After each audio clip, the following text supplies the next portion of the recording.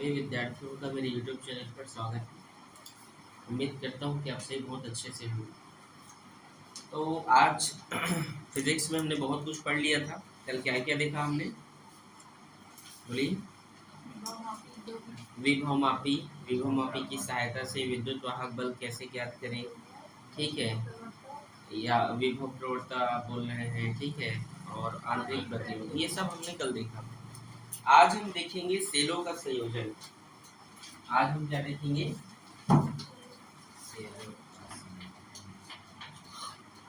सेलों का संयोजन। देखिए जो सेल होते हैं ना, ठीक है, जिस प्रकार आप जो है प्रतिरोधों का संयोजन देखे थे, विभवों का संयोजन देखे थे कि नहीं, उसी प्रकार सेलों का संयोजन होता है। ये दो प्रकार होते हैं, श्रेणी क्रम और समांतर क्रम, लेकिन इसमें इन दोनों से मिक्स एक और होता है जिसको मिश्रित क्रम संयोजन भी कहा जाता है, ठीक है। तो चलिए देखते हैं, सबसे पहले देखते हैं श्रेणी क्रम,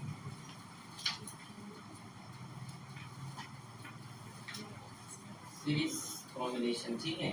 देखो सेल जो होते हैं, इसको आप इस तरीके से एग्जांपल समझना। जो सेल होते हैं ना, आप देखें कई डिवाइसों में सीधे सीधे भी लगा देते हैं। ये टॉर्च हुआ, देखिए तुम लोग टॉर्च में सेल को ऐसे डालते रहते हैं हम, ठीक है, श्रेणी क्रम में डाल रहे हैं कि नहीं, समांतर क्रम में डालते हैं कई डिवाइसों में। मतलब इन सभी को हम क्या करें, डिवाइस में हम डालते हैं तो उसी को क्या, सेलों का सेल मतलब सेलों को एक सीरीज में डालना या तो फिर समांतर में डालना। आप लोग डाले होंगे टॉर्च हुआ में, रेडियो में, ठीक है, ऐसे डिवाइस होते हैं जिसमें आप लोग सेलों को डाले होंगे, ठीक है।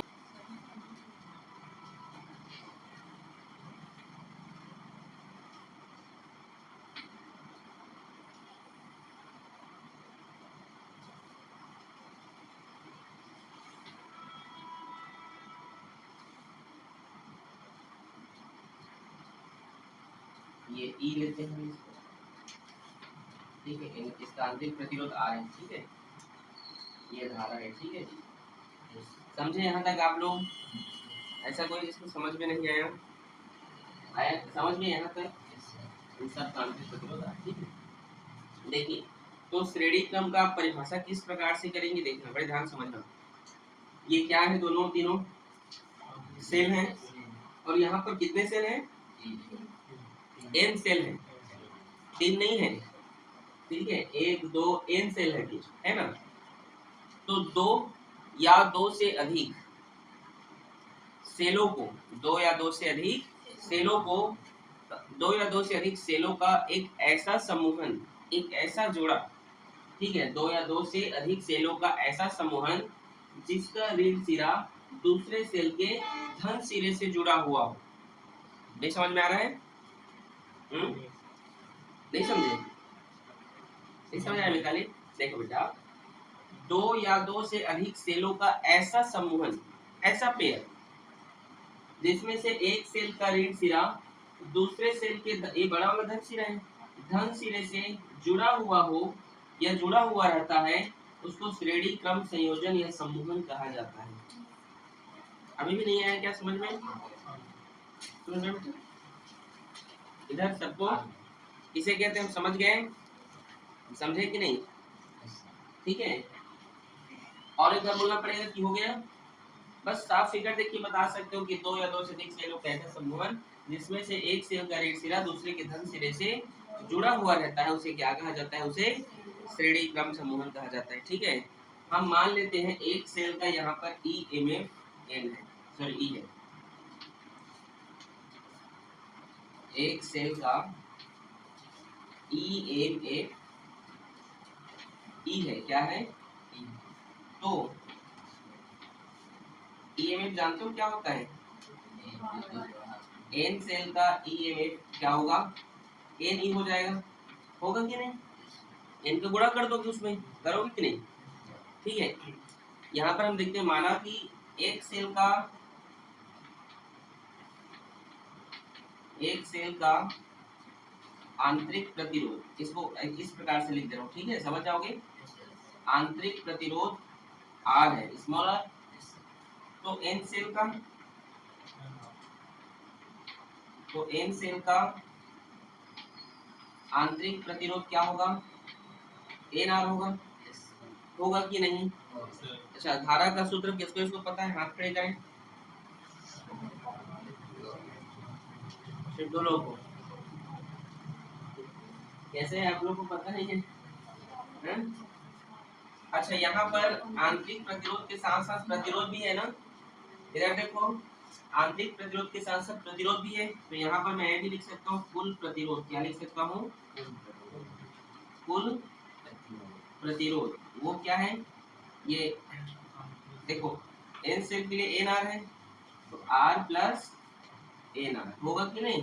यहाँ पर प्रतिरोध भी है ना, ये समझो बेटा, यहाँ पर प्रतिरोध भी है, तो कुल प्रतिरोध क्या होगा? आर और एन आर। समझ में आप लोग को यहाँ तक आया कि नहीं?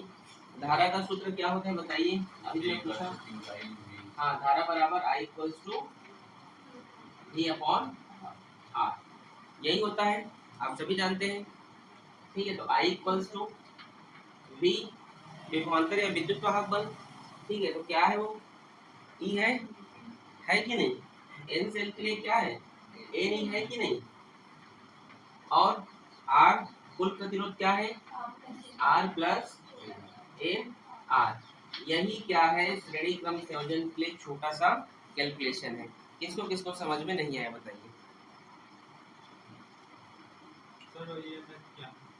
ईएमएफ क्या है? अभी आप नए आए हैं तो आप पहले यूट्यूब पे जाइए, वॉच कीजिए वीडियो को। ईएमएफ विद्युत वाहक बल है जो धारा को ले जाता है। ठीक है, विद्युत धारा को ले जाने वाले एक ऐसा बल, ठीक है, जो एक बल है वो जो उसको ले जाता है। ठीक है, नोट करें इसको।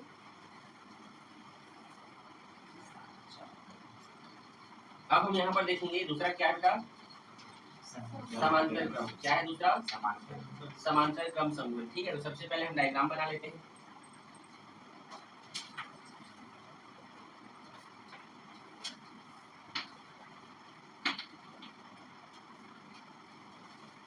ये एम पंक्ति है, ठीक है, क्या है ये?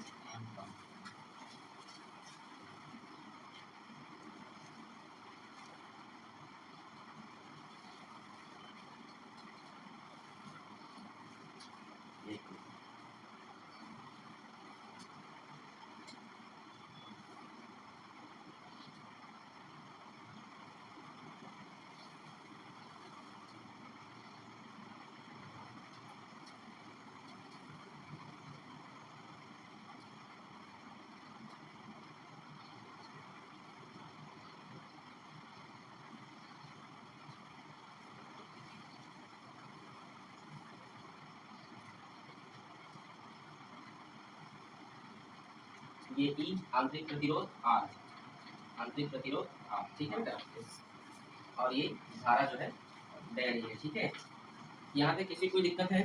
ऐसा समूह जो एक दूसरे से जुड़ा हुआ है वही आप बोल सकते हैं। ठीक है, आप फिगर देख देख के आप डेरिवेशन तैयार कर सकते हैं। ठीक है, ठीक है जी, आगे देखें, तो स्टार्ट करते हैं इसका कैलकुलेशन। वही जो लिखते हैं, एक सेल का ईएमएफ क्या होगा? ई, तो किसका? एम सेल का। किसका जी? एम सेल का भूमिका समझ में आ रहा है? ईएमएफ क्या होगा? ई होगा। सर उसमें एन ई लिखे थे, इसमें आप ई ही लिख दे रहे हैं। ये समांतर क्रम इसलिए ऐसा, इसलिए क्योंकि इसमें विद्युत वाहक बल कांस्टेंट होता है, v कांस्टेंट होता था इस समांतर में। याद करो तुम लोग, याद आ रहा है कि नहीं? प्रतिरोध में v कांस्टेंट होता था, याद आ रहा है? नहीं आ रहा है क्या? इसीलिए मैं ई लिखा हूँ। ध्यान सुनो, मैं क्यों क्या लिख रहा हूँ समझ गए? यहाँ पर ई क्यों लिखा हूँ समझ गए आप लोग? समझ गए ना? ठीक, एक सेल का आंतरिक प्रतिरोध, एक सेल का आंतरिक प्रतिरोध क्या है? आर है। तो एम सेल का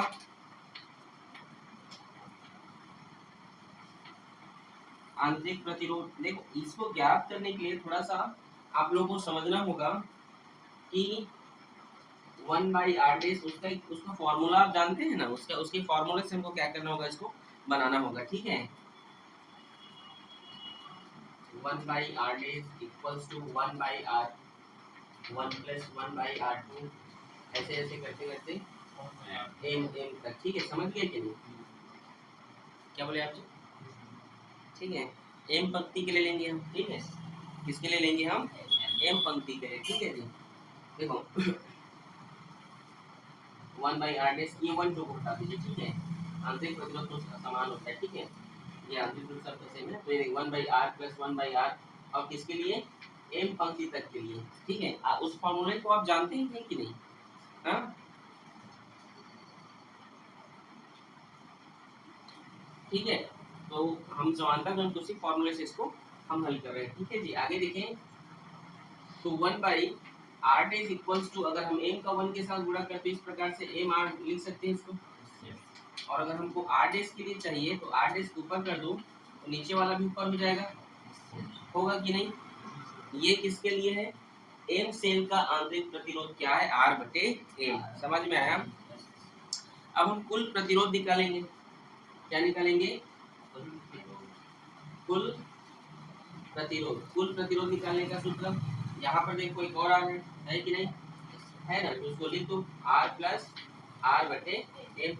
अब कुछ निर्धारक का सूत्र से, तो आई बराबर क्या होता है? वी। तो वी क्या है यहाँ पे? ई है। और कुल प्रतिरोध क्या है यहाँ पर? आर प्लस आर बटे एम। इसके नीचे कुछ नहीं है, मतलब एक है, तो आई इक्वल्स टू एलसीएम हो गया एम, हुआ कि नहीं? ये एम जो है एलसीएम हुआ कि नहीं जी? तो क्या होगा? गुणा कर दो, एम आर होगा ये, और आर बन जा आर, ये एम ऊपर चल देगा, जाएगा ना, एम ई और बटे एम आर प्लस आर। समझ में आप लोग को? ये क्या है? समांतर क्रम के लिए क्या है? ये सूत्र है। समझे कि नहीं? इजी है? क्यों जी ऋषिका? अच्छा, नहीं दिखाई दे रहा है क्या?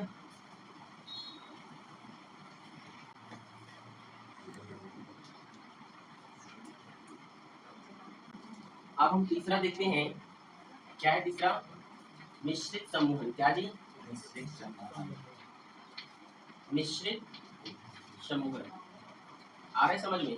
क्या होता है मिश्रित समूहन? चलिए हम सबसे पहले फिगर ड्रॉ करते हैं। मिश्रित मतलब जो श्रेणी और समांतर दोनों तरीके का मिक्स होना चाहिए हो। ठीक है,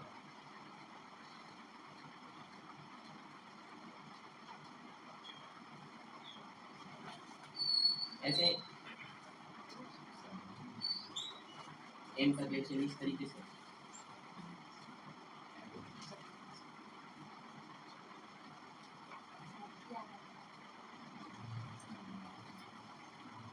आप लोग को चित्र बनाने आना बहुत जरूरी है। आ रहा है समझ में? ठीक है,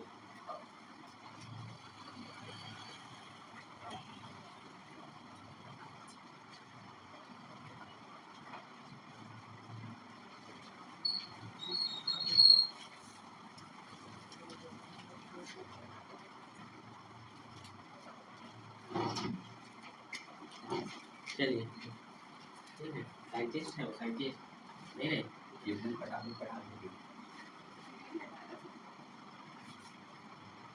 और साइंटिस्ट स्कूल जा रहे हो क्या? एक स्कूल जाओ बढ़िया, डेली पढ़ाई हो रहा है? क्यों स्कूल में नहीं पढ़ा रहे हैं? कैसे नहीं आ रहे टीचर भी? बोलो टीचरों को, प्रिंसिपल को बोलिए, शिकायत कीजिए। आंतरिक प्रतिरोध का स्टार है, क्या है? हाँ ठीक है, समझ गए आप लोग? बस देखिए मिश्रित है कि नहीं, देखो श्रेणी भी है और समांतर भी है, इसी को क्या कहा जाता है? मिश्रित कहा जाता है। ठीक है, थोड़ा सा इसके डेरिवेशन को समझना है आप लोगों को। ठीक है, तो चलिए देखते हैं, यहाँ से बनाना स्टार्ट करते हैं। प्रत्येक पंक्ति का प्रत्येक पंक्ति का ईएमएफ क्या होगा? एन ई होगा, श्रेणी क्रम से। ज्यादा रहे कि नहीं? ठीक है, तो एम पंक्ति के लिए लेंगे हम, किसके लिए? एम पंक्ति, ये ऐसे लिखेंगे आप लोग। ठीक है, वो भी एन ही होगा, कांस्टेंट होगा। क्यों कांस्टेंट होगा? देखो प्रत्येक पंक्ति का ईएमएफ एन ही है, उसमें ई था इसके पहले में, और उसमें m पंक्ति का भी e था, इसमें भी n ही है। क्यों है जानते हो? क्योंकि विद्युत वाहक बल क्या होता है? कांस्टेंट होता है। होता है कि नहीं? ठीक है, याद है ना? ठीक है, प्रत्येक पंक्ति का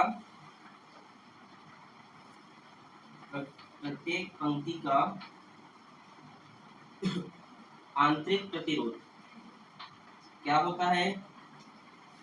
ए नार होगा ना बेटा? तो m पंक्ति का आंतरिक प्रतिरोध क्या होगा? तो उसके लिए वही चीज करना है आप लोग को। ठीक है, कहाँ पे लिखूं? यहाँ पे देखो, यहाँ तक आप लोग को समझ में आया? किसी कुछ पूछना है पूछिए। नहीं ना? ठीक, चलिए। तो m पंक्ति का, किसका बेटा? m पंक्ति का आंतरिक प्रतिरोध हम निकालेंगे यहाँ पर। ठीक है, 1/r। तो 1/nr प्लस 1/nr, ऐसे करते करते किसके लिए? m पंक्ति के लिए। m पंक्ति के लेंगे ना? ठीक है, तो हम इसको क्या ले सकते हैं? 1/r is equal to m/nr, और हमको r के लिए चाहिए तो क्या लेंगे उसको? nr/m। समझ में आया? कुल प्रतिरोध यहाँ पर r भी है, तो r प्लस nr/m। समझ में आया यहाँ तक?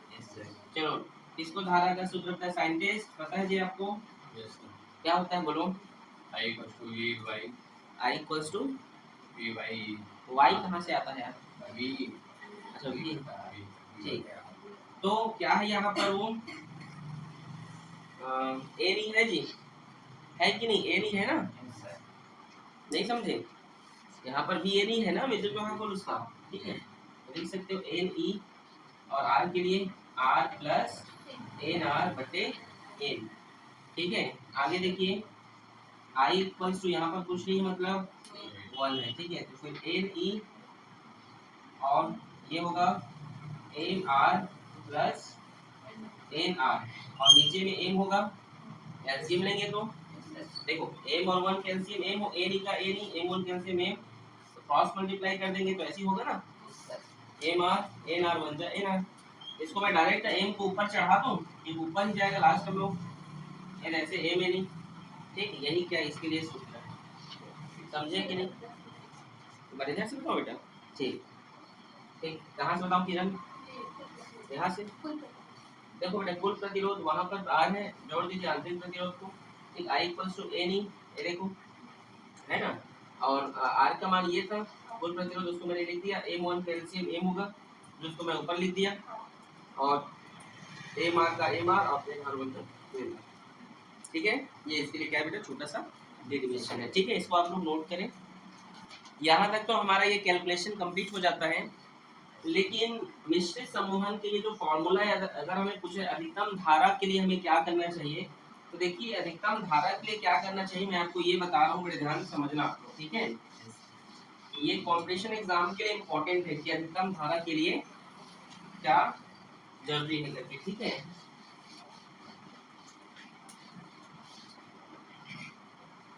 देखो अधिकतम धारा के लिए आपको क्या करना है,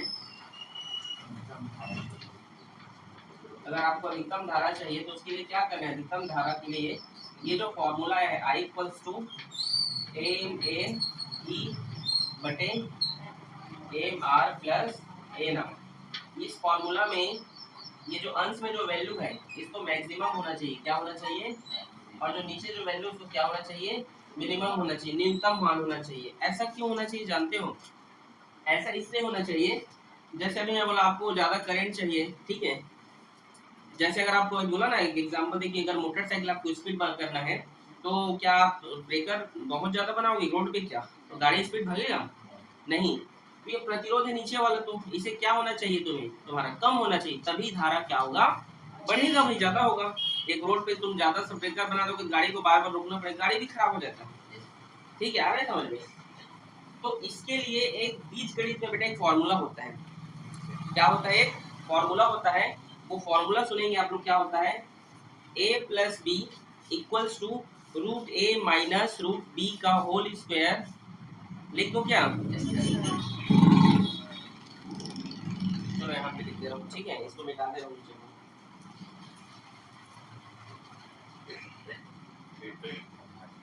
ठीक, फॉर्मूला होता है बीजगणित का a plus B equals to root A minus root B का whole square plus 2 root A B. ये क्या है, इसके लिए एक छोटा सा फॉर्मूला है, समझे यहाँ तक? ठीक है, यहाँ तक किसी को दिक्कत बेटा? अब आगे देखना, थोड़ा सा समझिएगा। ये आपकी कॉम्पिटिशन एग्जाम जो भी होता है, एनडीए जो भी, नीट आईआईटी, उसके लिए काम आएगा। ठीक है, तो हमें अधिकतम चाहिए तो हम इस वैल्यू को रखना पड़ेगा, इसको न्यूनतम करना है हम। ठीक, तो हम क्या कर सकते हैं इसको, तो हमारा ए बराबर होगा ए मार ए प्लस बी। ये आपके स्कूल एग्जाम के लिए इम्पोर्टेंट नहीं है, ये आपके कॉम्पिटिशन एग्जाम के लिए जो भी याद रखिए। ठीक है, बता दूं, और बी बराबर ए ना। तो यहाँ पर आप वैल्यू पुट कीजिए, ए मार प्लस ए ना। ठीक क्रिश, आगे देखिए बराबर रूट ए, तो रूट ए में क्या रहेगा, ए मार, माइनस रूट बी में क्या रहेगा, ए ना। ठीक है, इसका whole square plus 2 M R into A ना। यही हो गया, यहाँ तक किसी को दिक्कत? अब जो है हमें जो है अधिकतम धारा के लिए किसी एक वैल्यू को जीरो लेना पड़ेगा। ठीक है, देखो पहला चीज यहाँ से चालू करते हैं। पहला चीज देखिए, पहला चीज इसे हम ऋणात्मक नहीं कर सकते। क्यों? अगर इसको हम ऋणात्मक कर देंगे तो ये रियल नंबर नहीं रहेगा। रूट में यदि तुम नेगेटिव कर दोगे, ठीक है, कुछ भी माइनस वाला लगा के इसको नेगेटिव कर दोगे तो वास्तविक संख्या रहेगा क्या? नहीं रहेगा। अगर इसको जीरो भी तुम नहीं कर सकते। क्यों? अगर इसको जीरो होने के लिए किसी का मान जीरो होना चाहिए। अगर किसी का मान जीरो होगा तभी तुम गुणा करोगे तो जीरो होगा, समझ आ रहा है? तो किसी का वैल्यू भी जीरो होना चाहिए। तो ये भी मतलब इस कंडीशन में तुम इसको कुछ कर ही नहीं सकते। ठीक है, लेकिन इसे तुम मिनिमम कर सकते हो। ठीक है, इसे क्या कर सकते हो, इसे किया जा सकता है। इसे क्या किया जा सकता है जी? इसे किया जा सकता है, कैसे तो समझेंगे। ठीक है, देखना, इसे हम जीरो करते हैं। अगर इसके एक साइड में हम जीरो ले लें इस तरीके से, ठीक है, A R equals to zero, इस तरीके से हम क्या ले लें, इसको जीरो ले लें, और बोथ साइड हम क्या लगा दें, स्क्वायर लगा दें, तो ये स्क्वायर हट जाएगा। नहीं समझ मैंने क्या कहा, root M R minus root N R, ये स्क्वायर हट जाएगा। क्यों? मान लीजिए स्क्वायर उधर भेज दिए, समझो हट गया, रूट स्क्वायर हट गया ना, इक्वल्स टू जीरो। तो यहाँ पे बना रहा हूँ, देखेंगे। अब देखियो, ये माइनस एन आर उधर भेज देते हैं तो क्या होगा, रूट एम आर बराबर रूट एन आर होगा। दोनों साइड वर्ग लगा दीजिए, तो वर्ग लगाने पर क्या होगा, M R equals to N R होगा। होगा कि नहीं? हमें इस आंतरिक प्रतिरोध मान लीजिए निकालना है, आर इक्वल्स टू, तो क्या होगा, एम आर बटे एन होगा। ये एक सूत्र बन गया। हमें अगर प्रतिरोध चाहिए तो एन आर बटे एम होगा, ये दूसरा सूत्र। ये दो सूत्र बहुत इंपॉर्टेंट है। आ रहे समझ में? यहाँ तक कोई दिक्कत? अब धारा के मान को अधिकतम करने के लिए आप इस दोनों वैल्यू को यहाँ पर पुटअप कर दीजिए। ठीक है, समझे कि नहीं? दोनों वैल्यू को क्या कर दो, पुटअप कर दो। चलो यहाँ पे पुटअप करके बताना, देखो देखिएगा। अधिकतम धारा के लिए, ठीक है, I equals to M N E, किसका मान रखें, या आर का रखें कि एम का? एक बार आर का रखते हैं पहले, ठीक है। तो एम आर प्लस एन, और आर का मान क्या है, एम आर बटे एन है ना, एन से एन कट गया, ये 2 एम आर हो गया, एम एन ई बटे 2 एम आर, हुआ नहीं? एम से एम कट गया, कटा जी, एन ई बटे 2 आर। ये अधिकतम धारा के लिए सूत्र है। अगर आपको ये फॉर्मूला पुट नहीं करना है आंतरिक प्रतिरोध का, तो आप प्रतिरोध का कर दीजिए, लीजिए। ठीक है, I equals to M N E बटे एम, क्या है आर का सूत्र, क्या है, एम आर बटे एम, यही है जी। और फिर प्लस एन आर, है ना, एम एम कट गया तो I equals to M N E बटे 2 NR हो गया, एन से एन कट गया तो I equals to M E बटे 2R। कठिन था क्या? अच्छा ये आई मैक्सिमम के लिए, किसके लिए है? आप इससे न्यूनतम भी निकाल सकते हैं, ठीक है। बोलो कितना कठिन है? नहीं ना? तो आज की क्लास में बस इतना ही, मिलते हैं।